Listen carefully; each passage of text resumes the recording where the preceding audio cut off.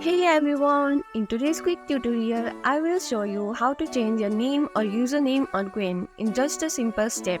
Whether you want to update your display name or switch to a new username, this guide has you covered. So let's jump right in. First, open up your Qwen app and make sure you are logged in into your Qwen account. Once you have logged in, click onto your profile icon in the top right corner of the screen. From the drop-down menu, select Setting or Profile depending on your version of Qwen. Now tap onto your account setting. Now tap to change your name. Once you are satisfied with your new name, click Save or Upload to apply the change. And that's it, your new name or username is now active on Qwen. Changing your name or username on Qwen is that easy. If you found this tutorial helpful, don't forget to like, subscribe and press the bell icon for more tech tips and tutorials. Got any questions? Drop them in the comment below and I will be happy to help. Thanks for watching and I will see you in the next video. Bye for now.